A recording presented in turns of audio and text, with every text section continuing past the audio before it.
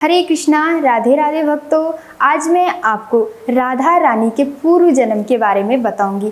जब भी हम राधा का नाम सुनते हैं तो थोड़ा विचलित से हो जाते हैं। क्यों? क्योंकि हमें पता है कि भगवान श्री कृष्ण की पत्नी तो रुक्मणी थी, यानी रुक्मणी जी लक्ष्मी का अवतार मानी जाती है। लेकिन राधा रानी किसका अवतार है? वो पूर्व जन्म में कौन थी? तो आइए जानते हैं आगे इस वीडियो में।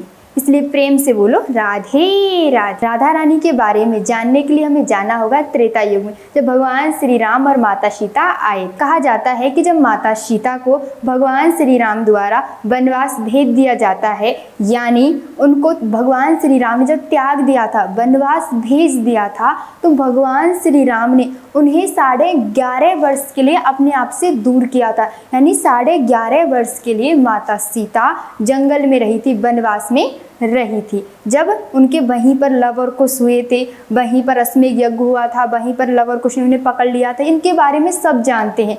लेकिन माता सीता के बारे में, यानी राधा रानी के पूर्व जन्म के बारे में कोई नहीं जानता है। उसके बारे में आज मैं आपको बताऊंगी। कहा जाता है कि उसी के बीच में जब 11.5 वर्ष माता सीता जंगल में रही थी, उसी के बीच में एक यज्ञ हुआ था, यानी अश्वमेध यज्ञ।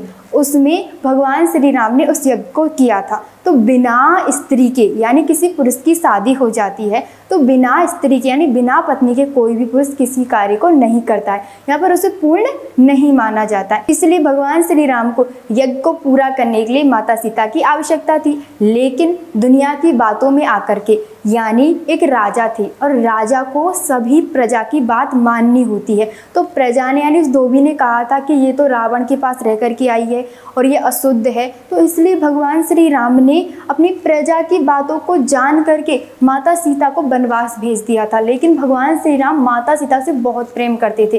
तो जब अश्वमेध यज्ञ हुआ था तो सभी ने कहा था कि दूसरी शादी कर लो। लेकिन भगवान श्री राम ने कहा कि मैं माता सीता के अलावा किसी से शादी नहीं करूंगा, मैं उनसे अटूट प्रेम करता हूँ। तभी वाल्मीकि जी आए और वाल्मीकि जी ने ही पूरा यह यज्ञ करवाया था। तो वाल्मीकि जी ने राम जी से कहा कि तुम एक काम करो, तुम एक स्वर्ण की सीता बनवाओ और उसे अपने पास बिठाओ और वही इस यज्ञ को संपन्न करवाएगी।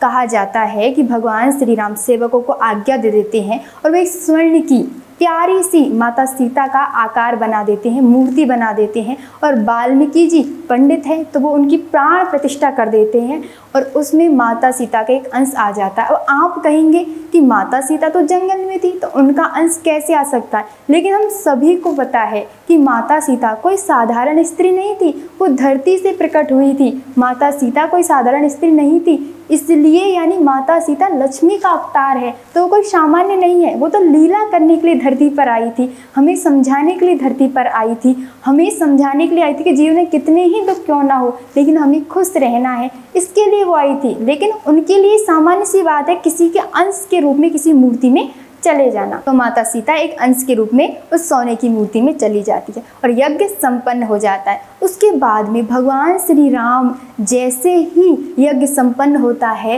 वह उस मूर्ति को ऐसे देखते थे, ऐसे उस मूर्ति से हमेशा बात करते रहते थे जैसे कि माता सीता साक्षात उनके पास हो, साक्षात उनके पास बैठी हुई हो। उनसे बात करना, उनसे सुख दुख की सारी बात करना, उनको निहारते रहना, उनको सारी बातें बताना, उनको सुख के बारे में, दुख के बारे में, हमेशा उनके बारे में कुछ कुछ बताते रहते थे। यानी उन्हें नहीं लग रहा था कि ये माता सीता नहीं है, उन्हें नहीं लग रहा था कि ये मूर्ति है, उन्हें यह लग रहा था कि यह मूर्ति नहीं, ये मेरी साक्षात, ये मेरी सीता है। क्योंकि भगवान श्री राम माता सीता से अटूट प्रेम करते थे और माता सीता कोई सामान्य स्त्री नहीं थी, इसलिए वो अंश के रूप में उसमें आ गई थी।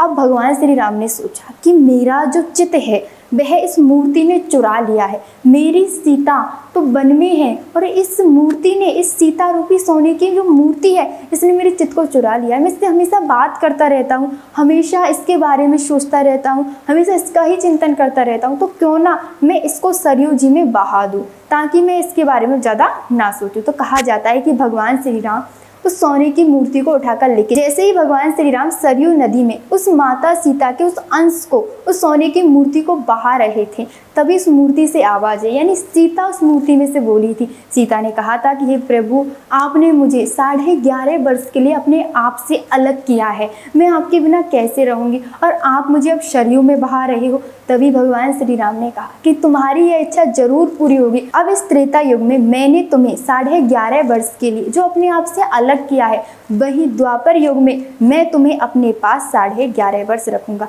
तभी तो द्वापर युग में भगवान श्री कृष्ण राधा रानी के साथ 11.5 वर्ष तक रहे और 100 वर्ष तक उनसे अलग रहे। और उसके बाद में जब कुरुक्षेत्र में युद्ध चल रहा था, भगवान श्री कृष्ण स्नान करने के लिए गए थे, वहीं राधा रानी स्नान करने के लिए गई, तभी उन दोनों की भेंट हुई थी। तो यह है माता राधा का पूर्व जन्म, यानी जो सीता है त्रेता युग की, वह तो द्वापर युग में आकर के रुक्मणी बन गई है, और वह जो श्री कृष्ण है द्वापर युग के, वही श्री राम थे त्रेता युग के, और वही जो सोने की मूर्ति थी वही द्वापर युग में आकर के राधा बन गई है। इसलिए प्रेम से बोलो राधे राधे।